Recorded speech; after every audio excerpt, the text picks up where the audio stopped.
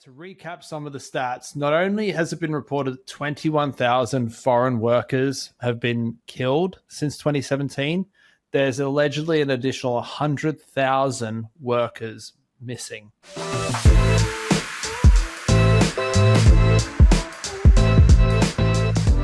Welcome back to the Off-Site podcast in our second final episode before a nice little resty poo break for Christmas. I'm Jason Lancini and joined by co-host Carlos Cavallo. How are you, mate?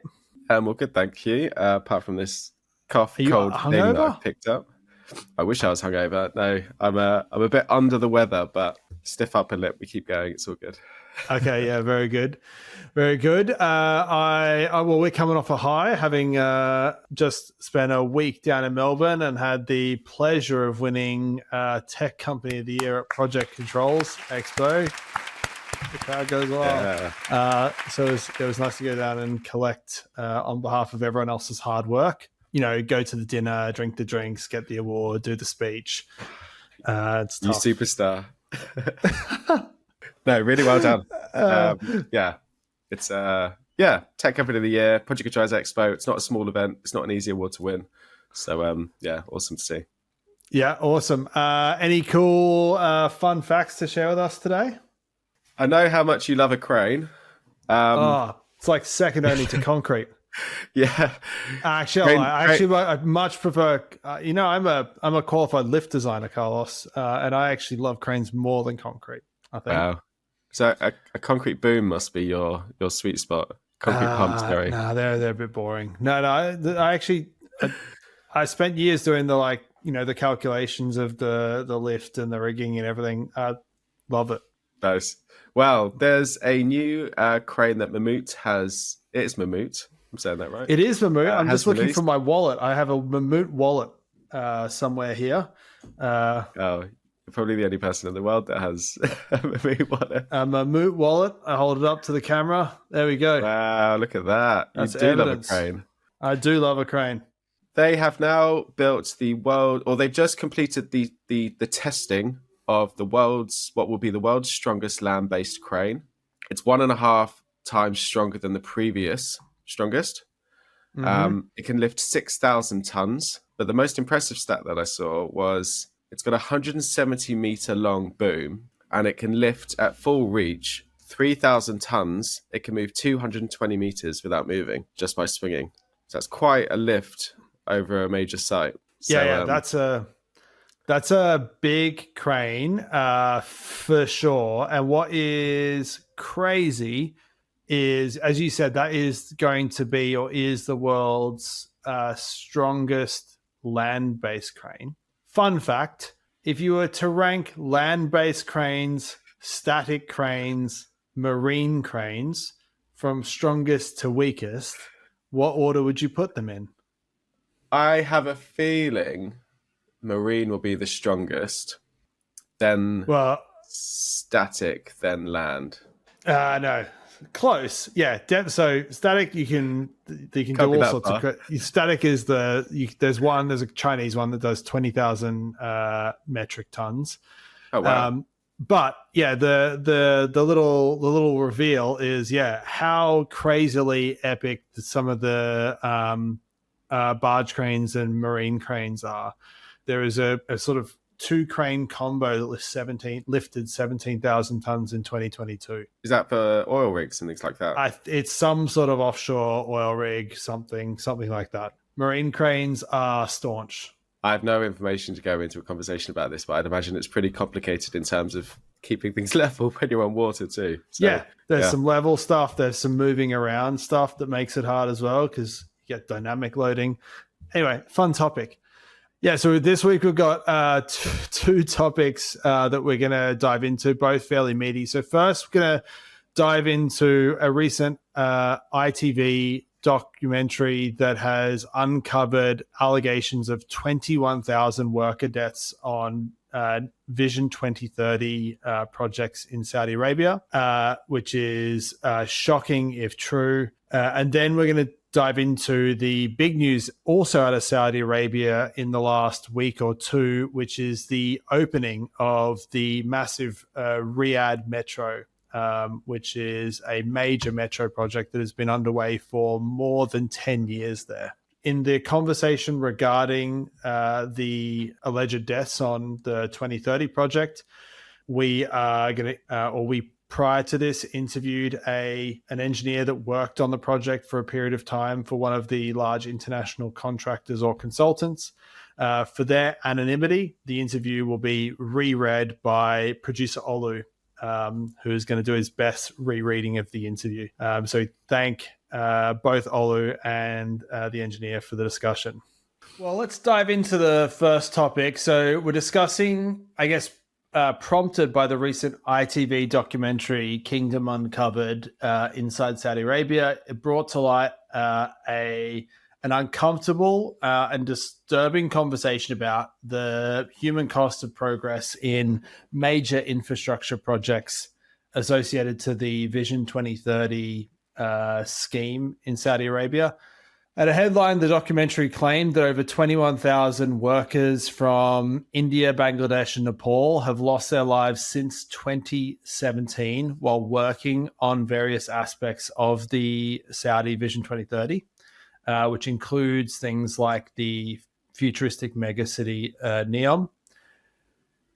Despite these allegations, international consultants and contractors continue to play a significant role in the region and related countries in the vision of continuing to build major infrastructure. So in this conversation, we are joined by an engineer that has worked for one of those large international contractors or consultants that has worked specifically on one of the Vision 2030 projects and has been kind enough to, under some anonymity, have a conversation about the kind of what it's like to work on the projects and some of the internal tension and discussion around the morality of working on and contributing to projects that could potentially have the human cost that's been reported. So Carlos, and I guess maybe opening up, I might dive in with a few of the overarching statistics of the project and dive in, or the news, and dive in from there into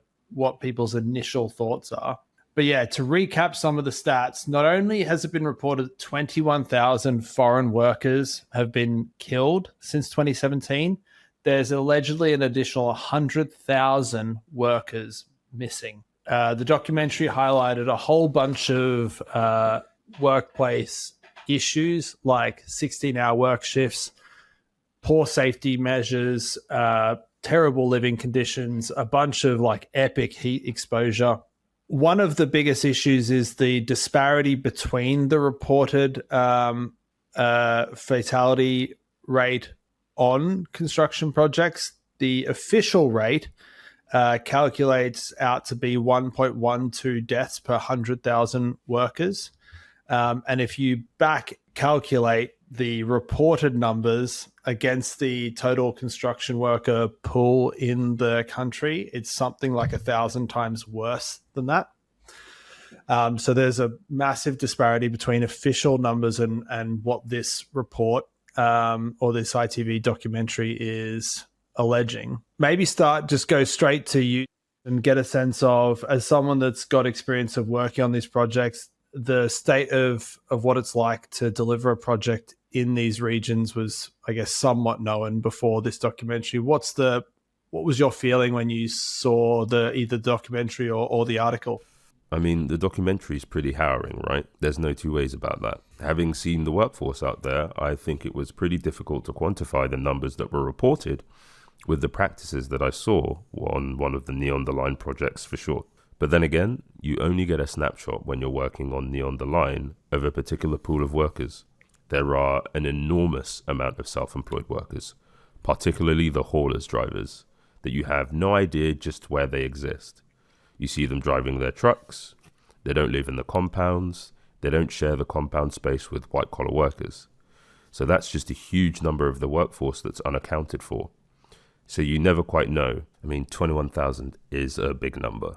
What do we, I don't know if you have a view, or Carlos, if you have a view and if anyone's disputed other than obviously the Saudi government has disputed the validity of the numbers? I mean, the three consultancies haven't said anything about it. So when I was working on the project, I knew of 2 deaths and 1 operative that was paralyzed from the neck down. And that was due to incidences regarding pile cage construction and backfilling against an unreinforced wall. And effectively, the control measures just weren't put in place. It's just program is king out there. Mm-hmm. So safe systems of work often, I wouldn't say they go out the window, but they're not implemented with as much rigor as they would be in Europe or Australia. Yep. It's really difficult because I guess from a lot of the stats and the information that we have are from journalists trying to uncover truths. Because there's not, especially in the UK, safety records, that information is very public, it's very clear, and you can sort of understand a bit more, but it's really hard to know where this sits in terms of contracts or sections or projects. Because one thing I'm trying to work out in my own mind is if these Western contractors are winning contracts, they will promote and I guess adhere to global safety standards in theory. Is there this big difference between each contractor, Western contractor with these global safety standards or against local contractor? And is that actually where the numbers could skew? Because you'd like to think that these massive organizations don't drop everything when they turn up at these projects and just do whatever the local sort of practices. And it's quite loose, it seems, in particularly Saudi Arabia, where it pretty much says the safety standards are dictated by the project. It's not a centralized sort of set of controls and governance. Yeah, I think if we double click into there's this report of 1,000 times worse outcomes than I guess the official statistics. And it's mega hard to validate any of those numbers. And there's a lot of people trying to validate, what is truth now. And so is I guess the thing you're asking, Carlos, is it magically not happening on the sections that a European contractor might be running? Is it somehow happening on? Yeah, because the rate that they're claiming is better than most European countries' rate. So the official rate. Official rate is better than Italy, Spain, Australia, Finland, Sweden, Switzerland. Only the UK and Germany have a better rate than Saudi's claimed rate. Yep. So yes, there's this, it would be interesting to understand based on who's running each contract, what that actually looks like. But then also if the reports, the documentary and the reports suggest that a lot of these deaths are related to heat, exhaustion, the crazy hours that they're being made to do. So I wonder if in their world, they say that's not a fatality in a construction project. They didn't fall off something or are hit by a piece of machinery. So how they get back to that number would be an interesting thing to see. I don't think anyone would be super shocked to know that the 1.12 is probably understated, but it's still it's 1,000 times different to the alleged rate. So there's some delta there that just isn't adding up. Yeah, so that 1.12 figure, let's say you look at the program partners of each of these Vision 2030 programs. I wouldn't be surprised if 1.12 per 100,000 reflected contracted and employed workers. But there's a vast pool of workers that are not contracted. They would be self-employed. The labor, the drivers, the haulers, drivers. I mean, that's effectively what these projects are at the moment. They're just massive earthworks projects. I think a lot of those are self-employed. Therefore, they wouldn't necessarily come under employment law as such. Mm-hmm. So that figure that Saudi Arabia is publishing, you can massage the statistics in whatever way, shape, or form to suit the person. But if they've discounted all the self-employed workers, then yeah, of course, there's going to be a striking disparity. And it's usually the same in the UK, where you typically don't have the same rights as an employee. One of the things that is interesting below the surface of all this is that, and I was shocked to learn that in 2022, out of approximately 2.5 million workers in Saudi, approximately 85% were foreign workers, predominantly, as we said at the start, India, Nepal, Bangladesh. Yeah, if these statistics are correct, and along the lines of what you just said, there's like a real like racial inequity that is also baked into the whole thing. So yeah, I guess as a bit of a backstory, when I started working on Neon the Line, I had to do a cultural induction to understand the way of working in Saudi Arabia. And there's a bit of an honor system within Saudi. So Saudi nationals take all the top jobs.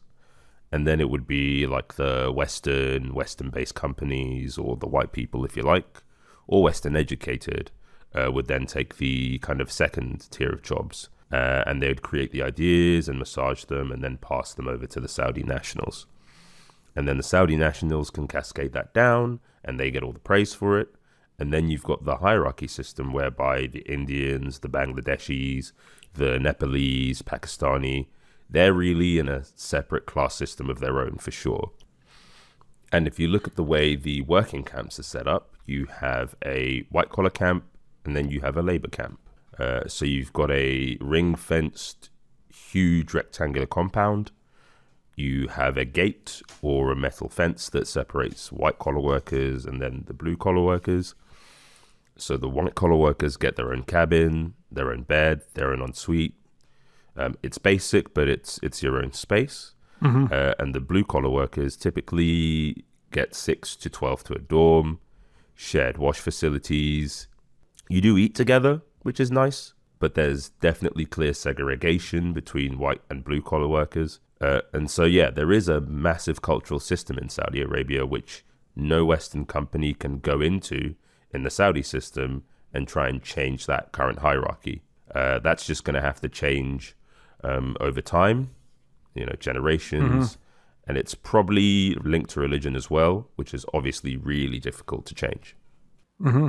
So as I guess one of the things that we wanted to dive into on the back of this conversation is if we think about putting ourselves in the shoes and I guess as you were of European or Western multinational consultant or contractor that is bidding or wanting to deliver work in the region, are what in some reports is supposed to grow to be the world's largest construction market or infrastructure construction market over the next whatever period. There's like an underlying ethical or moral tension. To what extent do you think that should play into any decision for like a business decision or for employees? And then also, I guess on the back of that, to what extent do you think it does, or from your experience, does it play in? Yeah, so there's a couple of avenues to explore here. Number one, as a sweeping stereotype, I think the actions and decisions of engineers have come from a place of good intent. There's a number of OPEC countries that at the moment their main economy is totally reliant on fossil fuels. And as Western countries have already been through their industrial revolution, we're now effectively forcing the rest of the world to change their practices. So there's a number of countries that need to relook at how they're going to fund their own economies. So from an engineering perspective, I think you go into Saudi and you say, yes, we can help develop this country from like an ethical, from a human rights perspective, from a safety perspective, from an economy perspective, from an infrastructure perspective.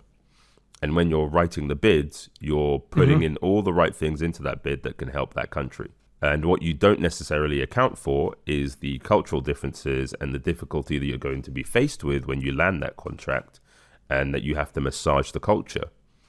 It's like turning an oil tank around on a pinhead. That's the analogy. It's really difficult to change the direction and the energy of these countries. That's just culturally ingrained. So I think the intent is an honest one. And I think that people go out there with good, honest intentions, whether it's a status thing about working on the biggest and the best infrastructure project in the world, whether it's you want to change it from a human rights perspective, whether you want to enhance the safety culture in a new country. When you get there and realize that it's so difficult to make changes, then you fall into two camps. You either put up and shut up and take the money, or you say, actually, morally, this doesn't feel comfortable with me, and you walk away. The issue with walking away is that whilst we call it Saudi Vision 2030, Saudi have come out and said, Actually, we're not stupid. It's going to likely be more 2050 or Vision 2060. So when you're looking at your pipeline of work for a multinational consultancy or contractor, you do need to be thinking about business. So it's a real moral dilemma for these businesses to either say, we're in it for the long run and we're going to try our damn hardest to change the culture of a country, which is going to take a generation, or you can take the avenue of, let's say, employee-owned company and say, actually, this isn't for us. Yeah, I think the key takeaway in like so many of these things, they're not black or white decisions. They're complex things. There's, as you mentioned, there's all sorts of reasons to view contributing to the project as positive. Yet there's the reality on the ground of like potentially this kind of like 1,000 times worse than let's say market fatality rate. How do you think what's the sort of general conversation, I guess, from your experience or from your observation around the typical justifications that people kind of either tell themselves or companies tell themselves around why yes? And just to add to that slightly, are they conversations that are happening within these organizations? Like, is it something that's ignored, or is it something that you would discuss as teams or around like the values of the organization and being a member of the ICA and things like that? Is it open and do you sort of get to discuss, or is it quite under the radar? So they're not open conversations. The questions have been asked in the company that I work for, and the response was robustly business. So if you throw an ethical or moral question to a business leader, they're very good at not just having a human conversation with you, but giving you a business response. And because you're an employee, it's really difficult to argue against a revenue-based answer, because fundamentally you're there to work. You know, you're almost duty bound to be helping them with their revenue targets. From a personal experience, I went out there for two reasons. Number one, as an engineer, was to work on, at the time, the world's most iconic, stupid and crazy project. It was to work in a new environment and a new culture, which really excites me.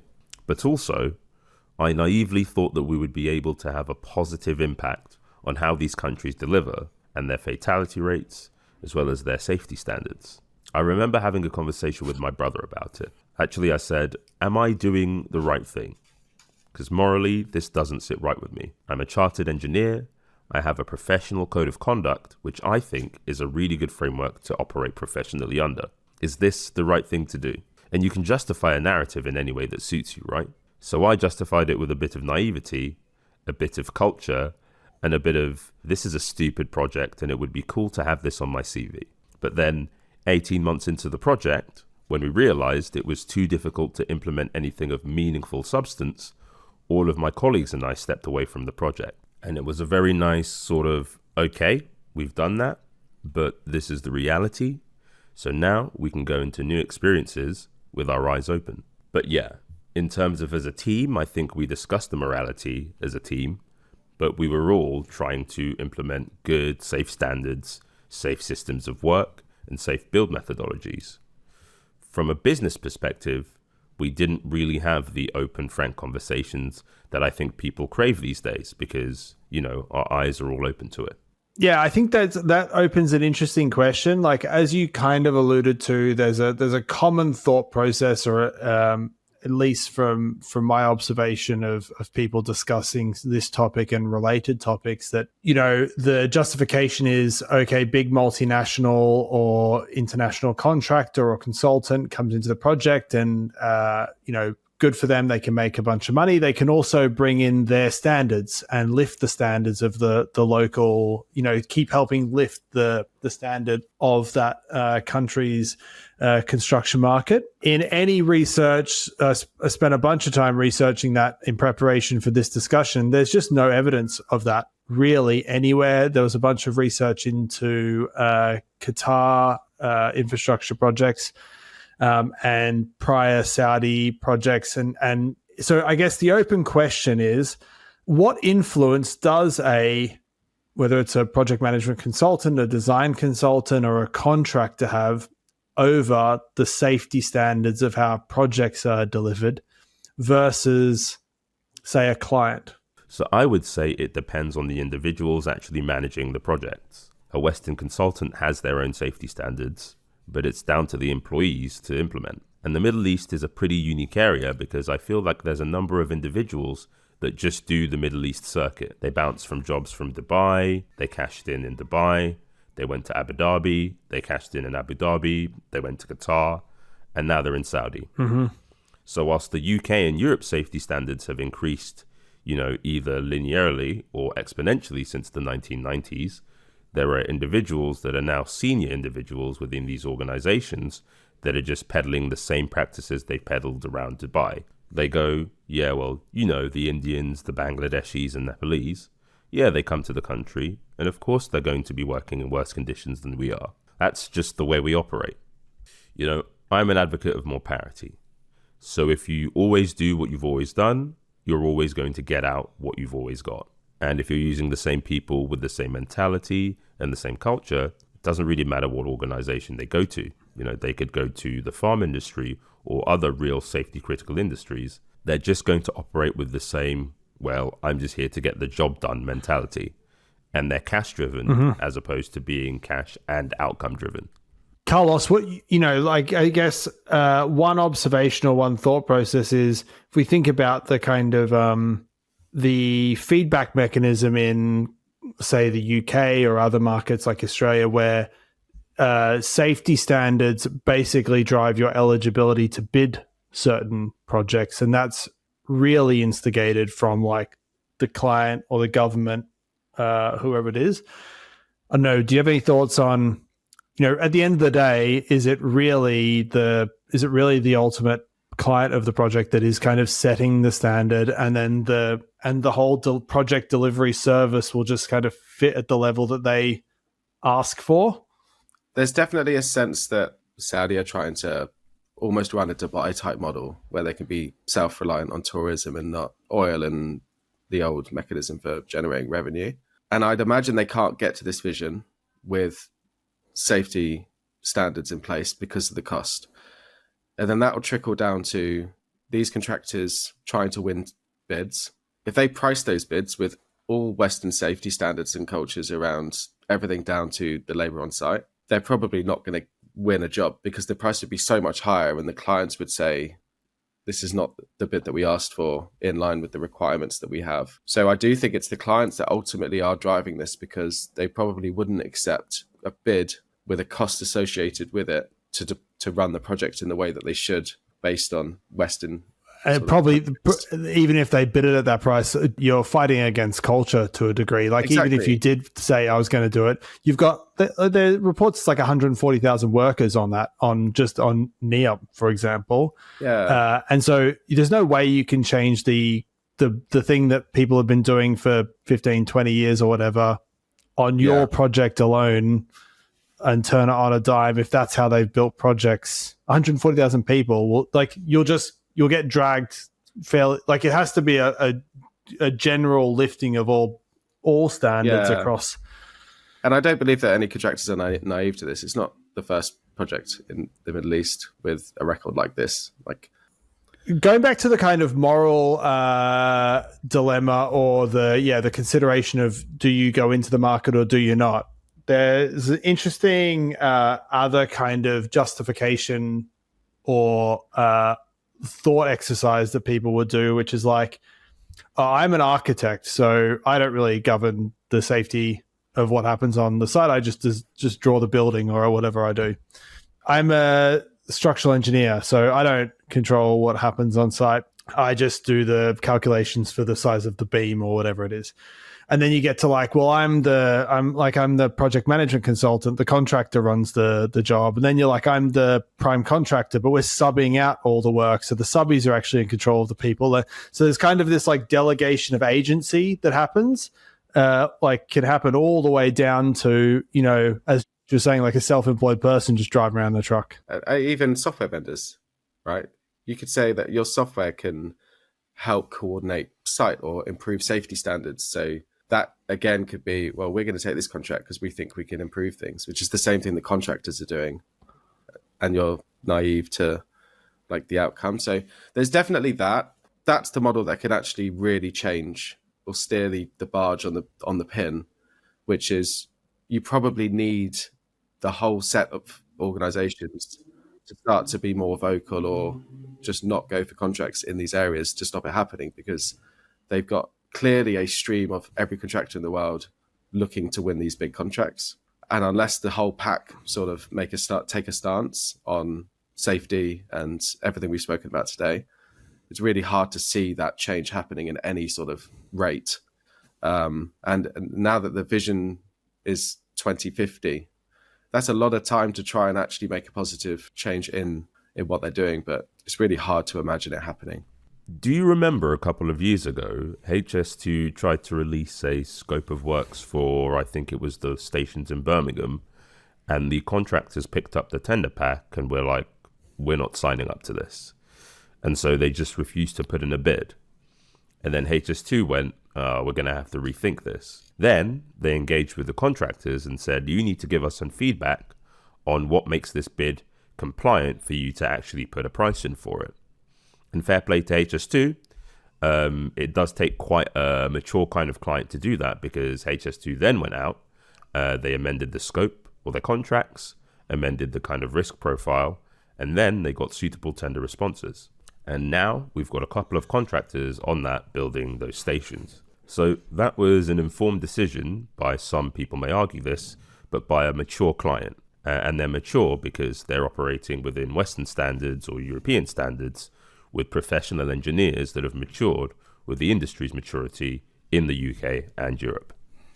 To be clear, they didn't bid based on an assessment of risk or cost transfer rather than safety. Yeah, just to be, absolutely. Yeah.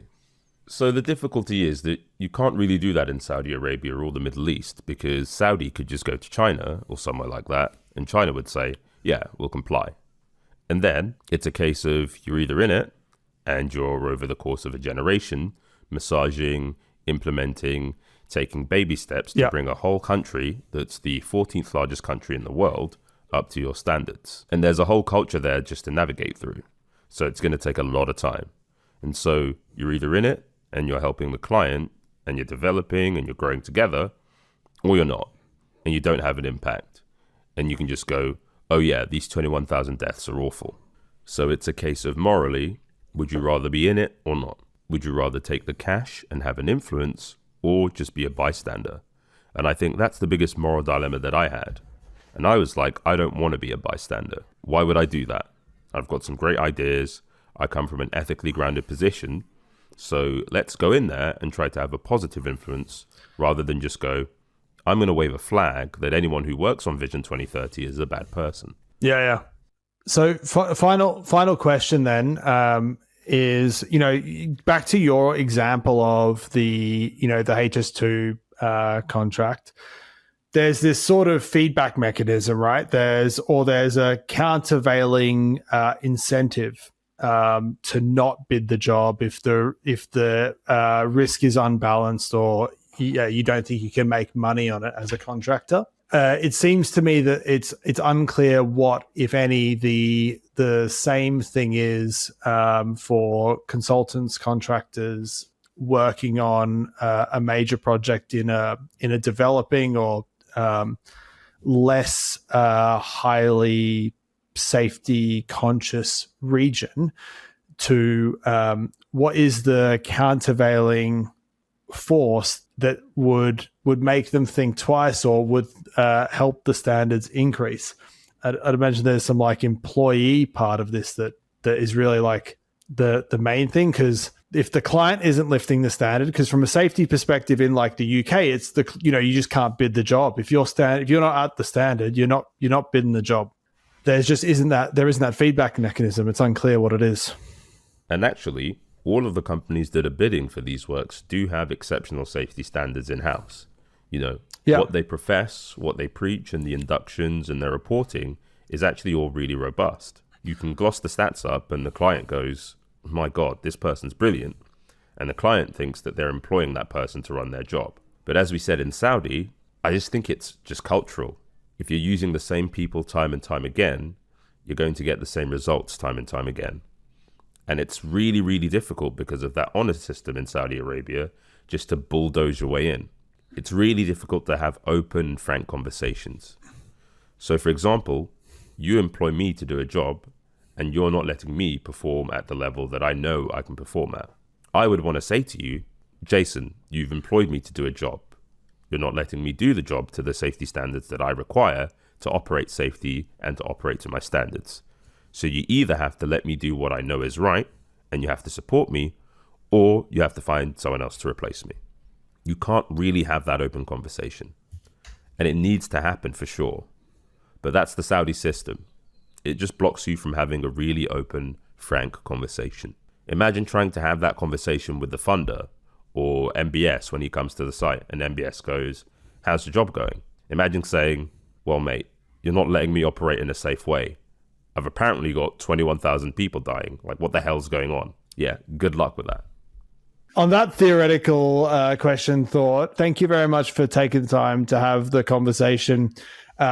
It's both incredibly like principled and brave to have this conversation, but also to do what you've done in your organization and make decisions that might have been like financially worse for you or whatever based on principle. So take my hat off to that. On to better news. On 1st of December, 4 days ago, as of recording, after more than a decade of construction, the Riyadh Metro officially opened its doors to the public, unveiling one of the largest metro systems in the world, spanning 176 kilometers and featuring 85 stations. The state-of-the-art network was designed and is designed to revolutionize transport in the kingdom, in the kingdom's capital.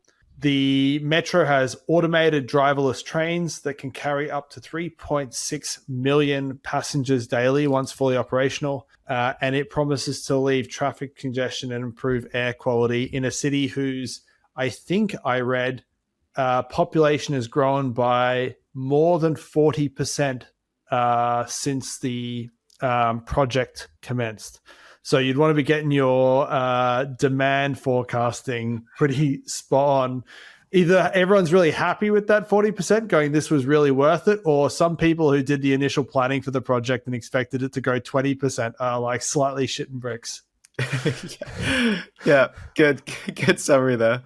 No, it's a pretty massive scheme. And for context for anyone listening, so there's this metro project has 6 lines. They got the green light just in 2012, so it's quite an impressive timeline that they've turned this around in. In true Saudi style, they built and released all 6 lines concurrently, which seems like a challenge in itself when you think about not just building, but logistically. Imagine the city with 85 stations under construction, these tunneling jobs, everything. It must have been pretty chaotic. And in terms of population, there's 7 million people in that city. London's 9, so that is a lot of people trying to navigate around 85 stations and everything else that comes with it. Mm-hmm. Even commissioning a job like that, why would you do them all at the same time? Seems a bit bizarre, but yeah. So the population was growing by 40%, Carl. So that's why if they didn't, they were in serious trouble. Yeah, for sure. $22 billion. Won't dig into the depths of that number based on our last conversation, but at surface level, it seems quite good value. But some of the contractors involved, the ones we often speak about, WeBuild, Bombardier, Larsen & Tourbo, Atkins, FCC, Samsung. So yeah, lots of Western contractors involved in this scheme. The stats. There was also included was a manufacturing contract for 183 trains. Yeah, that's pretty serious stuff. Yeah. So they think the scheme will save 400,000 litres of petrol per day. It's quite a cool stat that I've never seen tied to a project like this before. But the thing that I found quite crazy was it is designed to accommodate 3.5 million passengers a day. To put that into context, TfL manage 5 million passengers a day. So that they really are expecting this to be the way that people move through the city, replacing cars. I'd imagine that number is boosted or inflated to account for the assumption that Saudi will become a tourist hub. You can't imagine everyone local ditching cars and riding a tube every single day at the flick of a switch. So, yeah, huge project. A whole series of lines that produces kind of a grid across the city. With a sort of central loop tying you to the airports too. So, not a small one. Super interesting project. The amount of work happening concurrently was really impressive. A bunch of the stations were designed by the Zaza Hadid architecture firm. Really iconic looking stations, like something you'd imagine it is in the Middle East when you look at a picture of it, but not something you would typically see elsewhere. And probably like in contrast to the prior discussion, there aren't available stats, so I wouldn't want to hazard a guess of what the safety record of this project was. But, in terms of a bunch of international consultants and contractors coming together to have a fundamentally major impact on the leveling up of a city to improve mobility, and it's a contrast to the prior conversation. I guess proving that it's nothing's ever quite black or white. Yeah, 100%. Well, that was a super interesting conversation. Carlos, do you want to read us out, mate? No problem. No, thank you. Thank you very much, everyone, for tuning into today's show. If you did enjoy today's episode, please do think about liking this video or following us on your chosen podcast platform. We really appreciate your support, and we'll catch you all for the final episode of the year next week. Bye-bye.